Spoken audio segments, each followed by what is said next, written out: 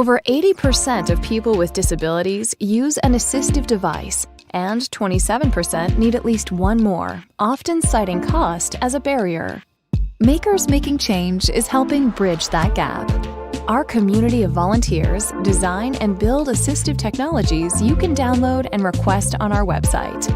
If you're looking for a solution, you can browse through our wide variety of devices, like simple bottle openers, assistive switches, and even more high-tech options like adapted toys and the lip sync.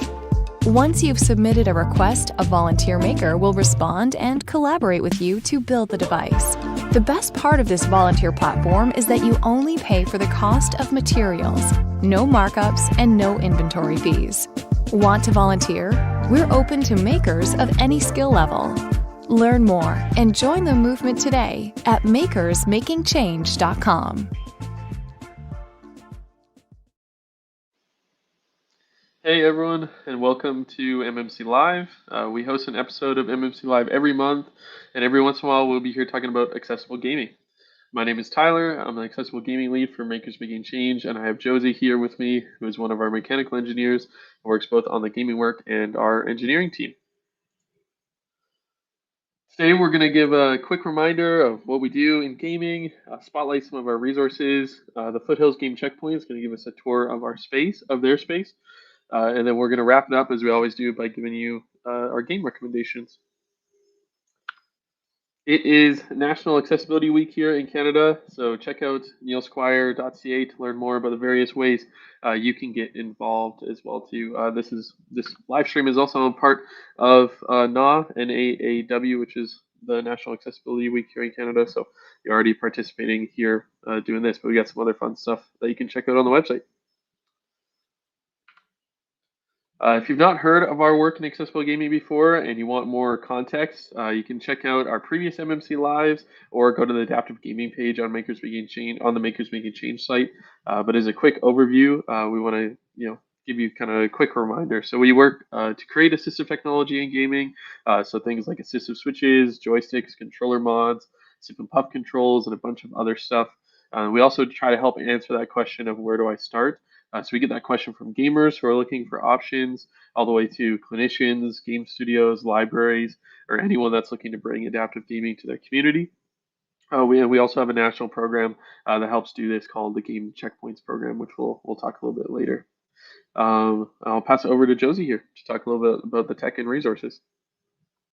Yeah, hi everyone. So as usual, we'll go over a few tech and resources that have come out since our last MMC Live with the gaming team. So new joystick to our website is the Willow USB joystick. If you want to hear a little bit more in detail, you can check out the R&D MMC Live that happened 2 months ago. So in March, we talk about the joystick a little bit more, but this is the lightest required force of any of our joysticks on the library.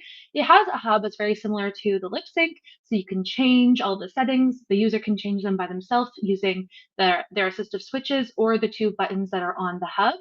There's also a wrist ramp if you need a little bit of wrist support.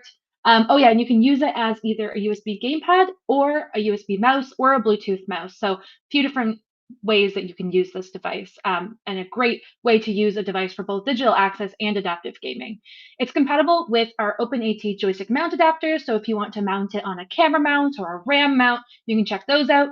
And there are 5 different topper shapes, and these are very easy to swap. Probably our easiest to change topper. All you have to do is just twist it and lift it out to try out the different toppers and see which one works the best for you. You can even make a custom topper for yourself using the moldable plastic top. So using something like Instamorph, you can make a topper that works perfect and custom for the user. We also want to talk a little bit about the Nintendo Switch 2. So you guys might have heard this is being released very soon. June 5th, might differ depending where you live. It's very similar to the Nintendo Switch 1 kind of broadly, but there are a few kind of high-level changes that we want to highlight today. So there's a new accessibility menu, larger Joy-Cons, some mouse controls, a new Pro controller, and there's a webcam and a few different features for playing online with your friends and making that a little bit more interactive, which is really great. So for the controller updates, we now have a larger Joy-Con. So you can see the photo in the bottom right. The top one is the Nintendo Switch 2 Joy-Con, bigger Joy-Con, and notably bigger SL and SR buttons. So those before you kind of had to use the little slide-on piece to get those trigger buttons, but now they're a bit bigger, easier to access. The Pro controller also has these two new buttons on the back of the grips that you can see circled there, the GR and GL buttons, and those can be mapped to different functions, which we'll talk about button mapping in a second. And there's mouse control. So by putting the Joy-Con on its side, there's an optical sensor. You can move it around like you would a mouse. There's also some new peripherals that people have made. So a 3D printed mouse peripheral has already been designed for the Switch 2 to be able to have a bigger grip when you're holding that on its side, because otherwise it's a little bit small as kind of a mouse. So this is pretty neat, and this you can read about on accessibility.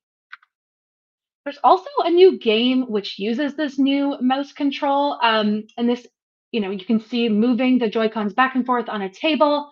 And this game is actually wheelchair basketball. So this is a great form of disability representation, as well as just a really cool way to use those new mouse controls. So this looks super fun. It kind of reminds me of like Wii Sports, Switch Sports, kind of the way that you're like actually doing the movements you would be doing like in real life. So pretty neat. Drag and drive. So then there's also the accessibility menu. So now through just the menu on the Switch, you can go into the accessibility tab. You can change the text size, the colors, the zoom of the screen. You can also use text to speech. So basically a screen reader built into your Nintendo Switch and speech to text whenever you might need to be typing. You can also change the display colors too. And you can do button mapping. So moving around which buttons do which functions on your Switch. So on your Joy-Con, your Pro controller, whichever. You can read a little bit more about that on Can I Play That as well. They kind of do a deep dive on all the accessibility details of the Switch 2. So that's what we know about the Switch 2. I'm going to pass over to Tyler because he's about to go on a really cool trip. Tell us about that. Yeah, really looking forward to it. There's going to be an International Assistive Technology Symposium happening in Seoul, Korea on June 11th.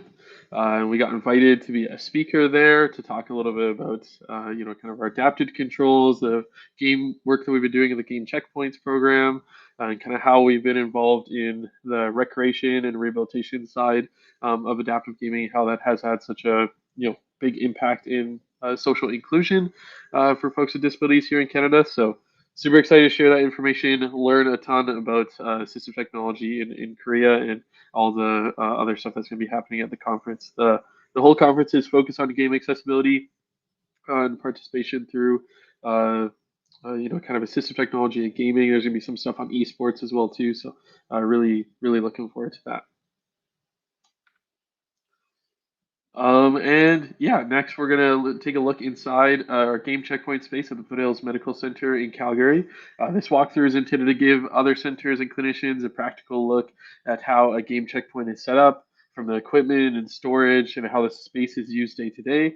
Whether you're looking to create your own adaptive gaming setup and space in your center or refine your existing one, hopefully this kind of behind the scenes look offers some valuable insights. So I will roll that video now. Hi there, welcome to the Foothills Hospital gaming checkpoint site that we were lucky enough to work with Makers Making Change to receive in last spring. So just to go over some of the equipment that were received when we launched with Makers Making Change here. So we have an adapted gaming setup right now set up for a patient, but you can see we've got the Xbox adapted controller here with some of the switches that we received in the MMC joystick available. Some other equipment that we received was the Xbox. We also got a Nintendo Switch. We had the PlayStation from before as well as the Wii, but we received some additional equipment just to help support patients when they want to participate in those types of gaming consoles. We also got the lip sync, which has been used on a couple of patients, both with gaming but also with cell phone modifications, iPads, that type of thing. So it's been very helpful, especially with our SCI patient population. And then we also were actually lucky enough with some of the money that we had left over from the grant to get the 3D printer. So some of the equipment that we received at launch for the controllers I can show you over here, was like the extenders for the gaming controllers. So we can actually print those in-house now.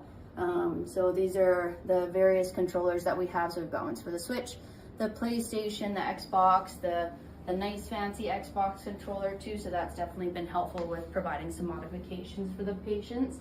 The nice gaming laptop. So especially we've had a couple of patients who are quite elite gamers.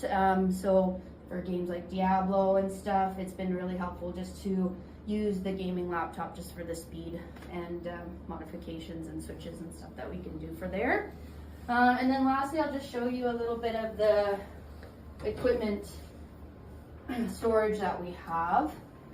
So we actually 3D printed these pieces here just for cord management, which is a task in itself, but it has been one way that it's a little bit less going through and finding everything. It's just there and available for us. We have the different joysticks, the phones and everything that we've got, some of the switches and joysticks as well. The sip and puff here, we have it available.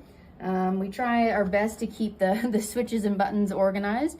We did also receive the PlayStation adapted pad, but we haven't had a chance to use it just because we don't have the PlayStation 5 and any of the 3D prints, as well as the mounts that we might need to make it a little bit more modified.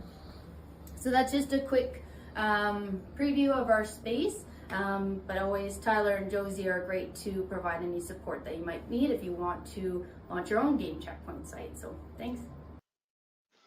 Awesome. Yeah, that was great. And thanks to Michelle and the staff over there at the Foothills for taking that video and showing us their space. It's always a common question that we get of, kind of how they store their gear, how much space does it take up, what does everything look like. So hopefully that helps some of you out there that was looking to see the behind the scenes of the game checkpoint. I also want to give a shout out and thank you to Marla from San Cassidy Rehab for working so hard on putting together a fantastic article for OT Now. So a magazine that's available, and you can find digital copy online. The link will be in the description after the live stream is done if you want to read more on it. But it kind of gives a occupational therapy perspective on adaptive gaming. Kind of where to start, where to begin, some resources, and yeah, fantastic write up. So definitely check that out, and thank you, Marla, for working on that. Now we're going to kick off a new series called Game Player Profiles. You'll find these in our newsletter and on the news page of our website. Each profile is going to spotlight a player that we've worked with, sharing a bit about them, their adaptive gaming setup, and why we chose the gear that we did. The goal is to share these setups and help others find ideas for maybe their own setups or someone that they know that they want to help get an adaptive gaming setup for. Our first profile is going to feature Adam here. Adam has cerebral palsy, uses a wheelchair, is nonverbal. He's also quite young. He wanted to game with his friends and family, but traditional controllers just didn't really work for him, especially on the Nintendo Switch with the smaller Joy-Con configurations. His family first contacted us during our Hacking for the Holidays campaign, where a volunteer adapted a Nerf gun for him. So that's how he got involved and knew about Makers Making Change and learned about the gaming options. Later, then Adam and his family reached out saying that they wanted to find a way for him to play Nintendo Switch with his brother and friends. And again, holding that Joy-Con controller and Pro controller wasn't really an option. He could rest the controllers on his wheelchair tray in front of him, but the small buttons and his limited fine motor control made it tough to target them reliably and have kind of timely reaction speed when pressing those controls. So we helped him try out an assistive setup using an adaptive controller paired with a Mayflash Magic NS2 adapter to make it work on the Nintendo Switch. So they're taking an Xbox console and trying to make it connect to a Nintendo Switch. So you need a little middleman device there to make sure that it can read the system. So basically tricks the Nintendo Switch into thinking that the Xbox adaptive controller is a Nintendo controller. So that's how that works there. And after testing out the various switches and joysticks with the Xbox adaptive controller, we found that the Interact switch and Oak joystick with the medium ball topper ended up working best for him. So we had a variety of different shapes and sizes and positions and opportunities for Adam to try that out. And kind of what worked best again was putting those switches and joysticks on a Velcro mat in front of him on his lap tray. So we're able to donate the gear at no cost, thanks to the volunteers that were building the devices and our funders. So Adam can now play completely independently with his brother and friends. And as he gets more confident, he's planning on trying new games out and tweaking that setup over time to be able to include more switches and maybe various joystick inputs as he plays different games. But right now, enjoying Mario Kart and beating his brother coming in first is what his mom said. So that's great, and we're excited to share Adam's story and many more like it. So I definitely stay tuned and check out our game player profiles as they come up. I just want to talk a little bit about some adaptive gaming opportunities for you specifically, kind of coming off of that story with Adam.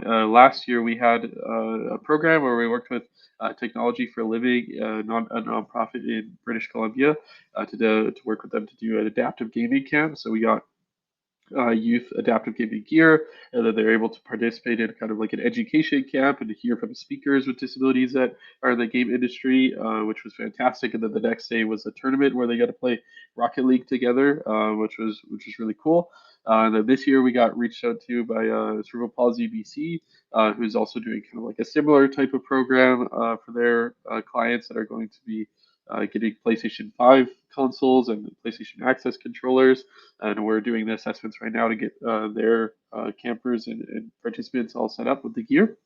We've been, wanting to do more of this, and just kind of wanted to bring this up as an opportunity for our community to reach out to us if you have any, kind of ideas for how we can help support, youth participating in adaptive gaming from both like a STEM education angle and as like an access angle. It's definitely something that we're getting more requests for. Something that we're also working on a little bit internally here this summer with some of our co-op students to determine kind of what is our best fit in this space. So if you have any recommendations, if you think this is cool, if you think you're a good fit for stuff like this, reach out to us, and we're happy to kind of brainstorm and think how we can support our community better. And All I'll pass right, it over to so Josie. yeah, as always, we're going to end out today's game program edition of MMC Live with some game recommendations. So for my recommendation today, it was only a matter of time before I brought this up. This is my most loved game ever, Stardew Valley.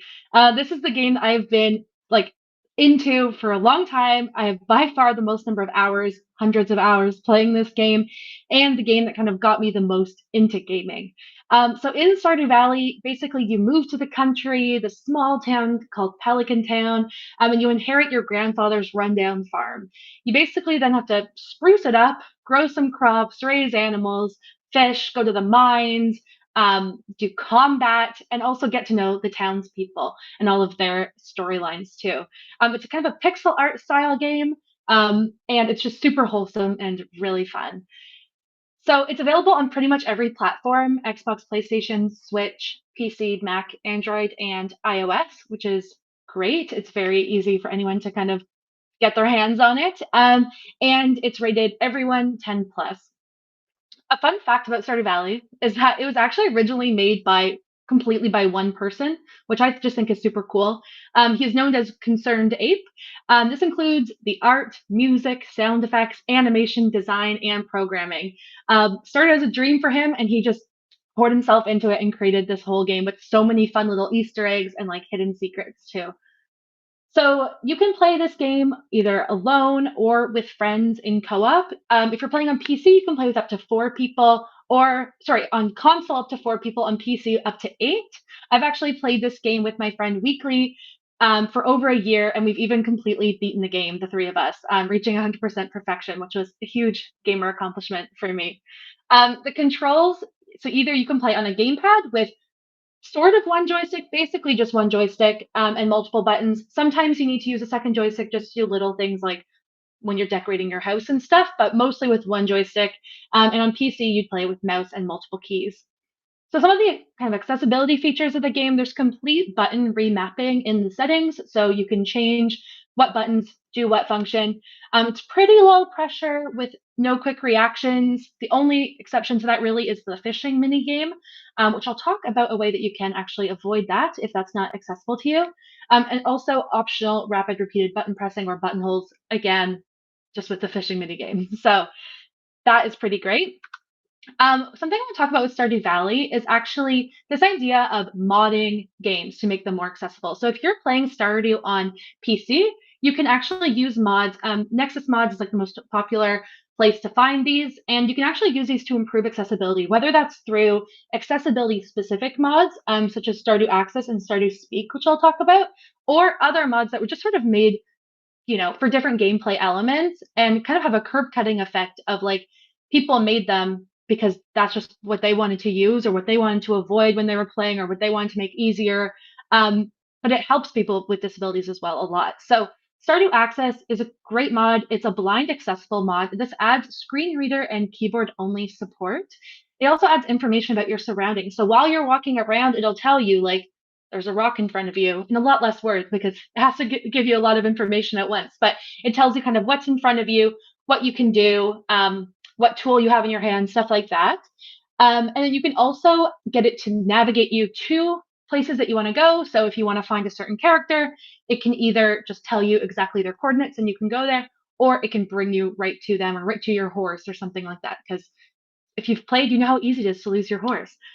Ross Miner also is on YouTube showing this mod in action, which is really great. I'd highly recommend checking that out on his YouTube channel. And just it was really cool to see an actual blind gamer playing the game and it working for them. Stardew Speak is also another mod that's made for accessibility, and this one is made so that you can play using voice commands. This was pretty unique too. Another example of like being able to say like, "Take me to my farmhouse," and it will just like take you there. So cool mod. Check it out if that would be helpful for you. Other mods for sort of specific gameplay elements exist too, as I mentioned. So there's ones you can like just avoid the fishing minigame completely, either like auto fishing or make the fishing minigame easier, or you can make combat easier. You can either have like a little drone follow you around and just fight the monsters for you if that part of the gameplay isn't accessible, needing to press a button a bunch of times to use your sword over and over, that could be difficult. So you can do that. And you can also slow down time. In Stardew, time is like one of the biggest things that you're fighting against. So slowing down time helps, especially if you have slower reaction times. Things just take you a little bit longer. You can also do recolor mods. So in the bottom photo here, you can see the left is the very bright colors that Stardew Valley normally is, and on the right is a recolor mod. For some people, the bright colors might not be accessible to them. There's also colorblind mods. An automate mod so you don't have to do as many repeated actions, a tractor mod to like so you don't have to do all the plowing and watering yourself. And you can just sort of completely customize the gameplay to your abilities and interests, which I think is really cool. So I highly recommend check out Stardew Valley. It's a lot of fun, available pretty much everywhere. So I love it. Over to you, Tyler. Awesome, thanks, Josie. Like you said, it was just only a matter of time until you talked about Stardew. Josie loves Stardew, and I figured that if she was going to talk about her favorite game, I'll talk about my favorite game. It's also good timing here because season 2 finale just came out of The Last of Us. So in their season 2 on HBO. Good timing. I love The Last of Us whole series. When I was first introduced to the first game when I was in high school, I think I played it like 8 times, just back to back, over and over. And then the second one came out, same thing, just over and over. Like I love the combat style. The story of the game is beautiful. Just really, really great work all around. So basically, it's like an action adventure game, third person shooter style. When you're viewing kind of in the back of the behind the player, back of the camera, if you're from a third person. And you are doing combat in terms of like attacking enemies. Enemies are attacking you. You're doing stealth missions and stuff, and kind of moving around like an action adventure game. But there's also some puzzles and stuff that you have to do as well. It used to be only a PlayStation exclusive game, but now PlayStation's been releasing some of their exclusives through Steam as well too, and this is one of them. That's also been remastered. Last of Us 1 and Last of Us 2 have been remastered to include better graphics and a bunch of stuff, but also accessibility features too. So it also allows players who are using PC to play games, or maybe using third-party software like voice control or facial expressions on a software like Cephable, for example. Now it can be used through PC a little bit easier than through PlayStation. So that's fantastic too. It is a mature 17 plus game, definitely not for younger audiences. And the controls, kind of like your standard adventure third-person shooter where you need to use kind of every button on the controller. Sometimes you need to hold two buttons together. So definitely a lot of inputs here. However, with the accessibility features, there are some options where you can limit the number of inputs that you would need, whether you're turning on toggle mode or you don't have to hold a button for a long period of time. You can just switch it on and off. There's also auto aim and targeting on enemies as well too. So a lot of that stuff can help. There's too many features to mention here, so I included a link and it'll be in the description as well too if you want to go check out kind of a detailed list and breakdown of all the accessibility features. But I highlighted I believe two here on the next slide. One being low vision or high contrast mode. So good guys in blue, bad guys in red, and items in yellow here, and everything else kind of in this gray. So you're able to distinguish those characters better. And I picked this example as well just to highlight the range of people that this could be helpful for. Right off sometimes when you see this, you have players with low vision. But as well maybe players that have cognitive disabilities that want to be able to kind of distinguish the enemies a little bit easier. Maybe it's too much noise on the screen at one point. That can be really helpful for them. Even just new players who are used to playing games as well may find a lot of the information distracting and can flip this mode on to figure out kind of where they need to go next as well. And then the right there, that video, that's a video of the slow motion mode that's available in the game. So when Ellie gets close to the enemies in the game, it reduces the speed by about 50%. So you get a little more time to aim and shoot in the game as well. Navigate and melee with enemies. So again, fantastic for a wide range of folks, whether someone's using a standard controller and needs a bit of time to get through buttons, or if someone has a bunch of assistive switches and joysticks in front of them, they need more time, or again, just a cognitive disability where they need a little bit more time in between the controls, or kind of more time for processing things as well too.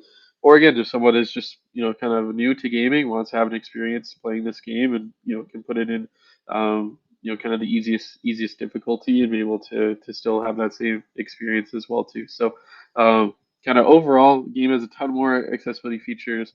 Really interesting work that they did there, and they kind of pulled from a lot of indie games that had these features before, and kind of put these in the mainstream as well too when it released. So if you Google Last of Us accessibility, you'll find a ton of talks, a ton of resources on it as well too if you're curious to learn more. So yeah, that's what we have for the game recommendations today. Thank you for joining us for this edition of MMC Live here. And stay tuned on our newsletter and in our news feeds and on our event page of our website to check out when the next MMC Live is coming up. So we'll leave you here. Have a great rest of your day.